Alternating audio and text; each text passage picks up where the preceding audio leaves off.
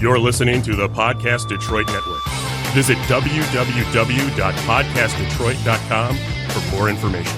In this episode of the Motor City Hypnotist Podcast, we are finishing up on the secrets of motivation. This will be part 2. We did part 1 last time. And it's a great subject. If you've ever struggled starting something or keeping consistent with things you want to do or you know you should be doing, this is part 2, and that's something you need to hear. And as usual, I'm giving away a free hypnosis guide. Stay tuned. No, try not. Do or do not. There is no try. Get ready for the Motor City Hypnotist, David R. Wright, originating from the suburbs of Detroit, Michigan. He has hypnotized thousands of people from all over the United States. David R. Wright has been featured on news outlets all across the country and is the clinical director of an outpatient mental health and hypnosis clinic located just south of Detroit, where he helps people daily using the power of hypnosis.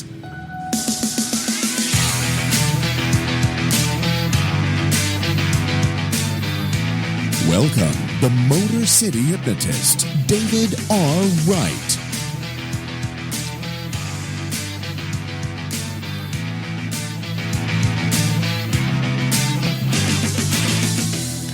What is happening, people? It's David Wright. We are back with another episode of the Motor City Hypnotist Podcast. It's kind of an off day, ain't it? It is an off day. Well, yeah, we're doing an off day. Unfortunately, I typically will record on Fridays. Right. And unfortunately, I had 2 birthdays, my own and my wife's. That's not unfortunate. Happy birthday. Thank you. Yeah. And then my son had his wisdom teeth out Friday, which kind of booked me for the day. Okay, so that's unfortunate. Yeah. Yeah. Well, it's fortunate because it needed to be done. Fair but enough. He's doing pretty well. So yeah, thanks for being here, people. Yeah. On an off day for us, but that's okay. We're going to be finishing up today as we started the secrets of motivation last time and just ran out of time because there's just a lot of information to share. So we're here in the Podcast Detroit Northville studios. Matt is with me as usual. Thank you. Making things happen in the booth. Yeah, we are. We're definitely live. We are live. Yes. Oh, speaking of live, hold on. We always like to hear this one. We'll do it live. Fuck it. Do it live. I'll write it and we'll do it live. Fucking thing sucks.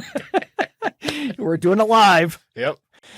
So let me tell you where to find me, everyone. You can catch me or look for me on my website, motorcityhypnotist.com, and on social media, on Facebook and YouTube, Motor City Hypnotist, on Twitter, Motor City Hypno, and also on Instagram, Motor City Hypno. And if you would like to contribute financially to this show, I do have a Patreon account under Motor City Hypnotist. And again, I know I've explained this in the past episodes. Patreon is a site for creators that gives listeners an opportunity to donate to the show. Just helps us keep doing what we're doing. And if you contribute, there are a couple different tiers. And even on the first tier, you'll get one of these T-shirts. And I don't know which camera. We're on Facebook Live right now, but I'm just going to show it all around. Also, nice coffee mug. I'll show that up to the cameras as well. Yeah, so that helps us out and it helps you to contribute to the show. And also on a certain tier, you can plug something or have us I will give you a shout out on the show, and that would be cool too. So if you're interested in that, look me up. Any donations are greatly appreciated.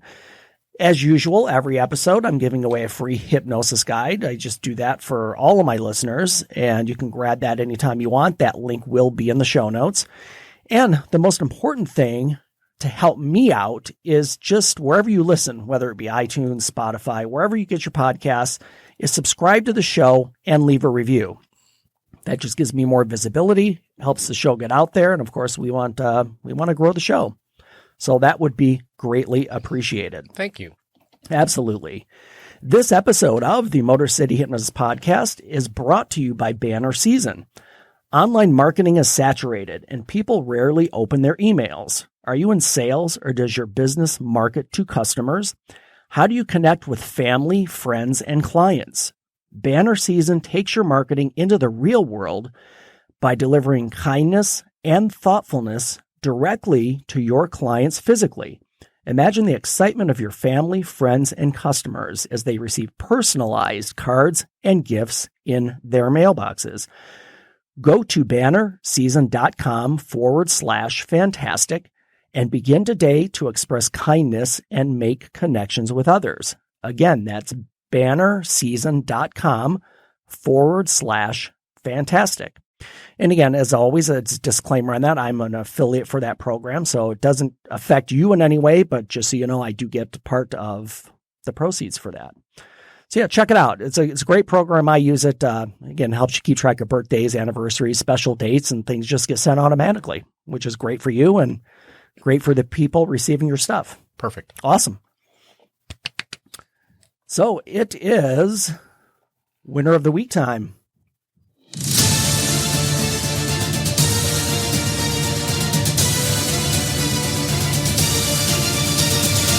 That's how winning is done. All righty. So this story comes out of Nashville, Tennessee. And it's very recent because it was actually today. It was dated September 6th, 2020. So, and not that we use stories from a year old, but typically by the time we record, it's maybe a week or so in the past. But this story. Fresh off the headlines. Yeah, actually, it's hot off the presses. So let me start. I'll just read it as it is, because that way you'll get the full story. A manager at a Kroger grocery store in Nashville hired a woman who had been sleeping in its parking lot for a year. LaShenda Williams told USA Today that she had been battling drug addiction and had been spending the nights in her car at a Nashville Kroger after driving around different locations during the day. I would lean my seat all the way back so no one would see me because, I knew I wasn't supposed to be there, Williams told Today. At the end of last year, Jackie Vandal, V-A-N-D-A-L. I don't want to call her Vandal because that would be fine. Right. I'm sure it's Vandal. It's like dumbass. Yes, No, it's exactly. Dumas. Dumas. Jackie Vandal, a hiring manager at Kroger, noticed Williams and encouraged her to attend an upcoming job fair. With some help from Vandal, Williams spent a few hours filling out the application. Once Vandal saw the message indicating she had successfully applied, Vandal hired her on the spot. Wow. I've been here actually this month. The 10th will be 10 months. It's a great day, exclaimed Williams. So she's been there 10 months now. Williams' happiness overflows her smile from ear to ear. I love it. I get excited every day to come in. I can't wait to see the workers who I work with. I can't wait to see the customers, said Williams. Her positive attitude has been a blessing to the staff, too. Vandal told WKRN she's a fantastic worker. I wish I had 120 of her. We are so lucky to have LaShenda as part of our Kroger family. Her uplifting spirit is contagious. She has made such a positive impact on her fellow team members and so many customers as well. Melissa Eads, a corporate affairs manager for Kroger, told Today. Williams says it's easy to be enthusiastic after everything that has happened. I've been sleeping in a parking lot and looking for something to eat. Now all my babies, this might be a misprint. Now all of my babies are here to love on me. I'm assuming she's talking about her coworkers. Right. Yeah. Right. No one abuses me. No one calls me dumb and stupid. For the first time in my life, I finally have peace, Williams told USA Today. That's awesome. Yeah. So this Kroger manager noticed her, homeless and sleeping in her car. And it's like, hey, yeah, I'm going to hire you. Right. She had a job. So for Jackie Vandal, you are our winner of the week. Well done.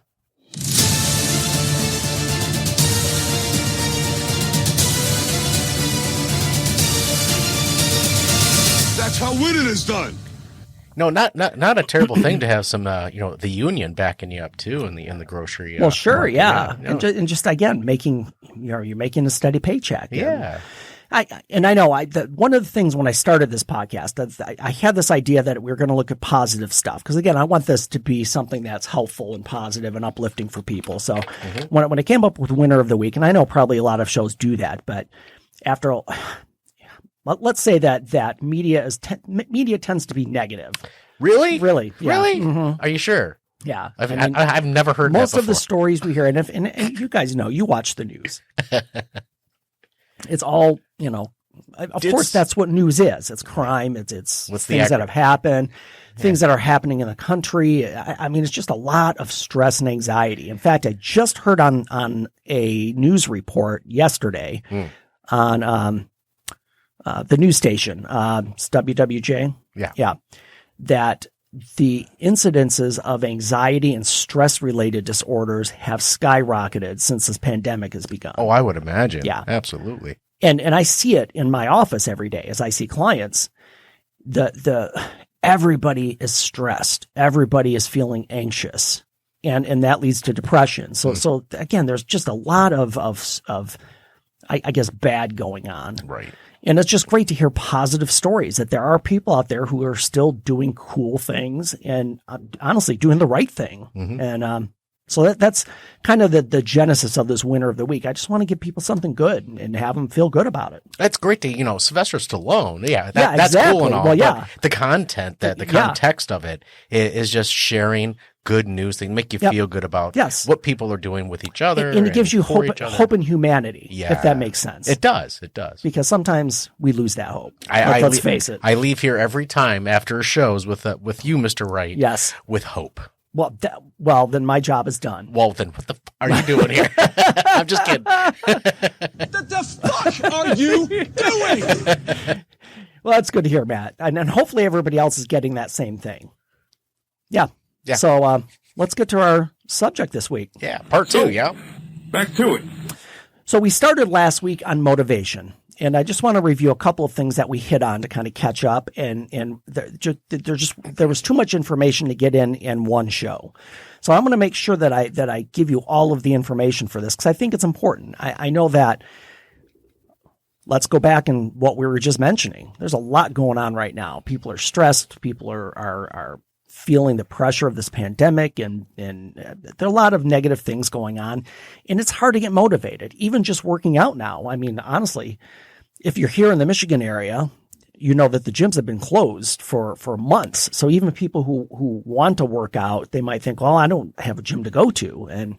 And that's great. And there are ways and I don't want to say you don't need a gym. Gyms are ideal, but you could work out in your own home. I mean, anything to get you moving. And so I want to be able to give you some tips to motivate you to do these things that sometimes we make excuses for. I'll be honest. I do the same thing. Well, yeah. I'll say to myself, you know what? I should work out today. And actually, I was gung ho when the pandemic started in March. I was riding my recumbent bike. Nice. I have a static recumbent in the house, and I was doing 5 miles a day during lunch, and I did it for 2 weeks, and then the bottom fell out, and I got lazy. And just recently, I went out and got one of those ab roller things where you kind of helps you with the push-up. Oh, yeah. It's like a push-up, but it rolls out in front of you. Exactly. So, and some yoga, the yoga mat and all that fun stuff. So I'm starting to get back into it. Good. But it's tough to recommit. Yes. So yeah, and it's like anything else. You have to make it a habit. Oh, good for you. that was for Matt.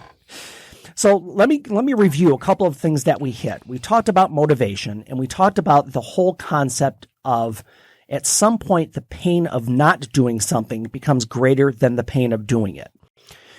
And again, I used an example, and I'll repeat that example. When I was in college, typically my pattern was, unfortunately or fortunately, I got through it, but, if I had a final exam, I didn't feel the pressure to study for it until, let's say, 16 hours before that exam. Only?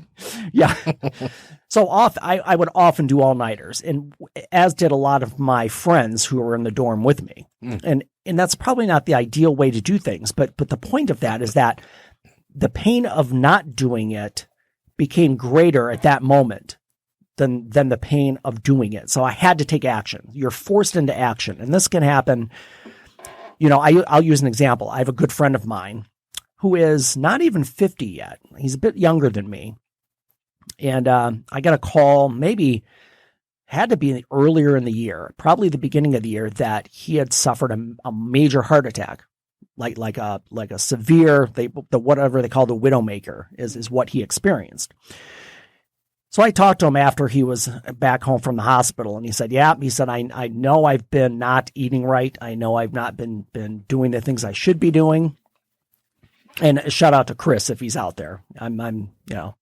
He's doing better now, of course, but good. But it's one of those things where now he has to make change because he's been forced into it. And luckily for him, this wasn't it was bad, but fortunately he survived, and now he has the opportunity to start making these changes. Okay. So sometimes things happen that force us to make change, and sometimes those aren't the most ideal situations, of course. So we talked about the essence of motivation, and the biggest thing that we hit on is that motivation comes after you start a behavior, not before. And I used the quote from author James Clear. His quote was, "I like to refer to this effect as the physics of productivity because this is basically Newton's first law applied to habit formation. Objects in motion tend to remain in motion. Once you begin a task, it is easier and faster to keep it moving forward." So we hit on that, and the big takeaways from last time are to start something, whether it's I know Matt and I talked to start just small. If your goal in your mind is to lose 50 pounds, don't think about 50 pounds. Think about 1. Right. 1 pound. Focus on that first, and you just take it in small chunks. So that's the big thing. Then we went through a few examples of people who have specific habits or schedules. The schedule is their habit. And a couple of names we threw out there were Maya Angelou, Michael Chabon, Stephen King, C.S. Lewis. I know those are a lot of writers. But for them to write, they have a specific schedule. They have it set that they do the same thing every day. Okay? Got it. So then we got into steps to get motivated. The first step is make steps easy. Don't try to do the whole thing at once. Make it manageable. Make it so that you're going to be successful because you want to get that reinforcement, that positive reinforcement. The routine should take you closer to the goal you're working on. So again, if you want to lose weight and you lose a pound, you're closer to your goal. That will motivate you to continue. And again, we finished on step 3 last time. Do the exact same things every time. And again, the main purpose of your routine is to do it every time so that it becomes a habit. That is the biggest thing. So let's move on into how do we make this happen? How do you make this consistent so that you stay with it and that you can feel motivated all of the time? So I'm going to go back to the author James Clear. He's got a great thing. And at the end of the podcast, I'm going to, just as I did last time, I'm going to give you a link to my Secrets of Motivation ebook. And a lot of the information that I put into this ebook was from James Clear. But he gives the 3 R's of motivation. The first step is reminder. That's the first R. The trigger that precedes the habit. So if you're trying to build a habit, what's the trigger that makes you start to take action? So I'm just going to use very simplistic examples here. If you're at a traffic light, your goal is to get through this at some point and move forward. So the trigger is when the light turns green. Okay. As soon as the light turns green, you go. It's just, and I know this is very simplistic. But hang with me because something as simple as that has become habit. Most of the time, again, when we're driving, we don't think about it. Mm-hmm. We've done it so much, behaviors are automatic. Mm-hmm. You just do it. Them's the rules, right? Yeah, absolutely. Yeah, that's you've done it so many times, it is automatic. The second R in James Clear's 3 R's of motivation is routine, the action you take, the habit itself. For example, you drive through the intersection. That's the habit. The green light's the trigger, driving through the intersection's the habit. And that happens thousands, if not millions of times in your lifetime. And the reward, that's the third R, is the result from doing the task. So your light turns green, you drive through the intersection, you're closer to where you want to be or where you're trying to get to. So transfer those 3 R's into your own life as far as what your goal might be. The trigger for you might be, I feel bad. Physically, I just feel bad because of either how heavy I am or how I'm feeling because of what I'm eating. There's a trigger that's causing you to reevaluate what you need to do. The routine is the action you take. Okay, I'm going to work out for 10 minutes today. And the result from doing that is that you feel better and you lose a pound or two. So again, these are all very small steps, but think if you continue this and you extend that habit, instead of 5 or 10 minutes, it becomes 20, 30 minutes. And it just builds on itself. And eventually, whatever that goal is for you, you're getting closer every time. And that gives you motivation to continue. Anybody who's done any type of weight loss or tried to, I'll just say it simply. It's not easy. No. And there are a lot of fads. There are a lot of diets out there. And That's not how it works. Most people, it doesn't work for them. Right. Because they don't understand their body chemistry, their own physicality, and what it takes for their own body to, I would say, almost succumb to a workout and how it's going to react to it. Yep. And it's human nature, and I'll admit this goes for me as well. Most of the time we want to take the easy way. We want the easiest way to do it. Give me a pill. Yep. Give me a pill. Let me do this diet for 2 weeks and it'll fix everything. I ain't listening to you no more. Yeah. Right. But that's kind of our nature. We want the easiest route there. And to make change and to do things that are good for you, it's a lot of work sometimes. And that's why it's important to get motivated and turn these things into habits.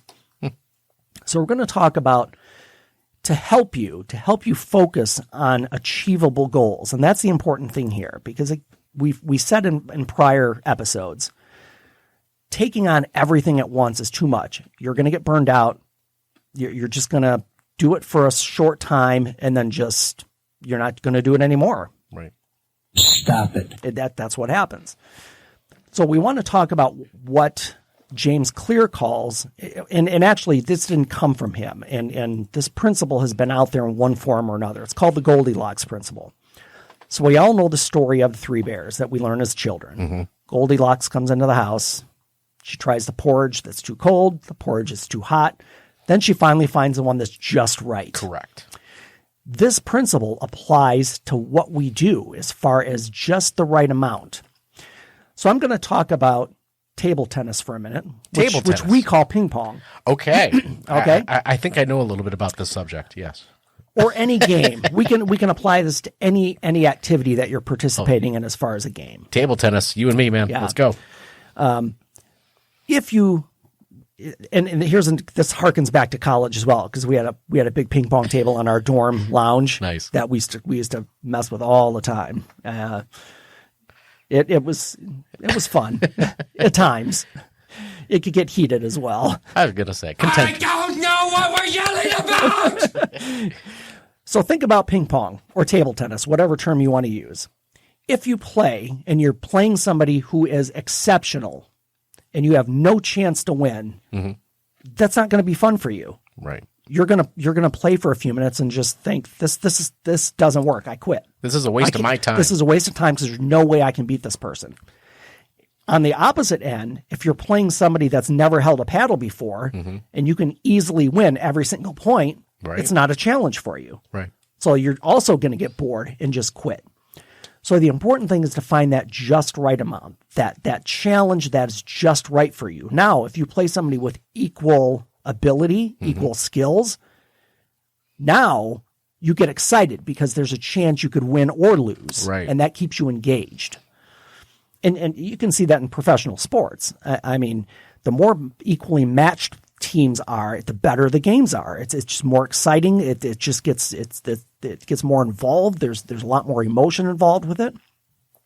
So the important thing about this Goldilocks principle is do a task that's manageable. It challenges you a little bit, but it's still manageable. That way, if you win or lose, the process itself is what keeps you engaged, if that makes sense. It does. Yep. So don't do something that's well beyond your skill set. This home improvements. A lot of us are homeowners. And I don't know, Matt, if you've gotten into situations where I can do this. Yeah, you're touching on a really, really sore subject. Yeah. And you get in the midst of it, and you're like, I'm way over my head. Where's my checkbook? Oh, come on, guys. It's so simple. Maybe you need a refresher course. Hey, it's all ball bearings nowadays. It might be all ball bearings, but I've gotten into situations where I just am like, oh, I'm in over my head. Now I have to have somebody come in and fix what I've screwed up. Where's my checkbook? Right? Exactly. And some things, let's say this, some things that are really overwhelming, I've found that let me pay the professional who knows how to do this. Mm-hmm. It's going to be quicker. It's going to be done right, and it takes the stress off of me. Now, let's look at something that you do have capability to do, but challenges you. Mm-hmm. Maybe you're learning something. Maybe you're working on something that is a little bit difficult, but you can still do it. That gives you some reward. That gives you some satisfaction. So measurement is the main motivating force. So really, I'm going to read a quote here. To put it more clearly, two of the most critical parts of peak motivation are tackling an ideal challenge and getting instant feedback on the progress you're making on that challenge. Mm-hmm. And think about that. It's a challenge, but you're pretty sure you can accomplish it. It doesn't mean it's not going to be difficult or that you're not going to have to work hard. But as you make steps towards achieving this goal, you feel good because you know you're advancing. And that's the best way to look at motivation as far as how to make that a habit. Don't do something that's too easy. Don't take on something too hard. Make it just right, but it challenges you enough to keep you engaged. That makes sense? It makes a lot of sense to me. One of the last things that I want to emphasize is that if you want to be motivated, if you want to accomplish things, it's who do you associate with? And when I say associate with, are your friends motivated, engaged, driven people? Or do your friends sleep 16 hours a day and just wait for things to happen? They have a good balance of both. So, and the reason I'm bringing this one up, and this is part of the ebook, which I will give you the link for in the show notes, but it's important to associate with people who have the same goal ideals as you do.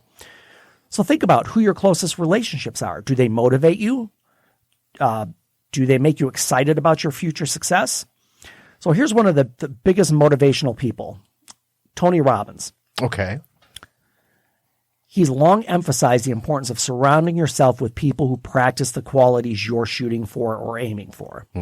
His quote is, if we surround ourselves with people who are successful, who are forward-moving, who are positive, who are focused on producing results, who will support us, it will challenge us to be more and do more and share more. If you can surround yourself with people who will never let you settle for less than you can be, you have the greatest gift anyone can hope for. So if your goal is to be one of the best salesmen in the country, surround yourself with great salesmen. Right. Those qualities and see what they do. Examine them. Say, hey, what do you do when you get home? What's your routine? How do you get motivated? Mm-hmm. What keeps you excited? How do you talk to people? I mean, all of these things, it's free. It's free information out there for everyone. Right. So if you focus on people who have the qualities that you want, that's just going to help you because you're going to learn from them. And they will keep you motivated as well. So let me ask you some questions as far as who you associate with. And one of the big things is also having mentors, people who can share their knowledge, people who are ahead, or maybe people who are at the level that you want to be, and they're very willing to help you get there. Mentors are also a fantastic source. So the questions are, do they support you? Do they have the same professional goals as you? Do they have the same work ethic? Do you feel challenged when you're with them? Do they encourage you to achieve and succeed? So the whole bottom line here is to use the things around you to help you stay motivated and to help you push towards those goals that you have.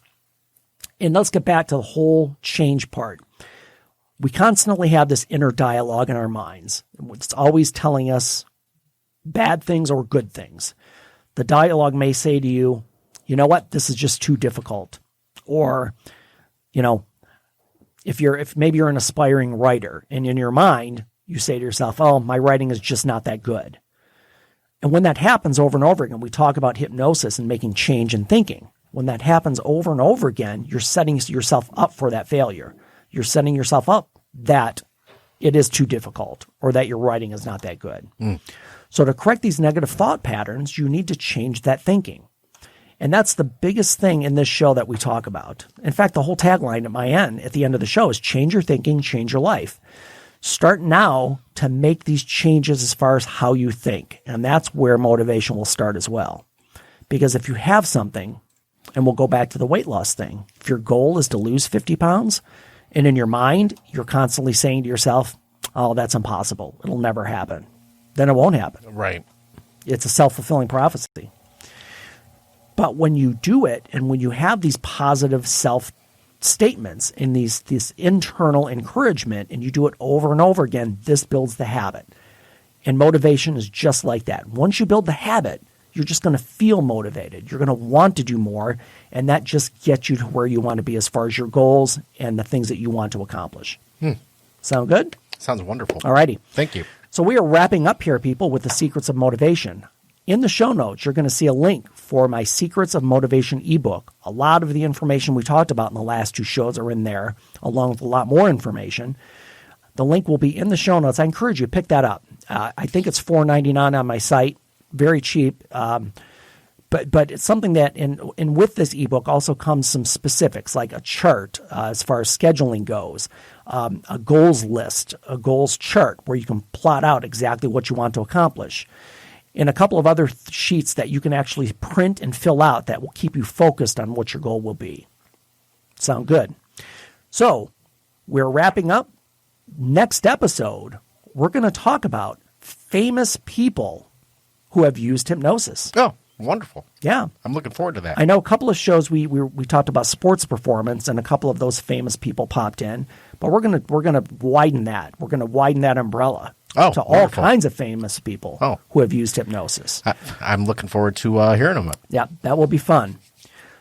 So everyone out there, change your thinking, change your life, laugh hard, run fast, be kind. I will see you next time.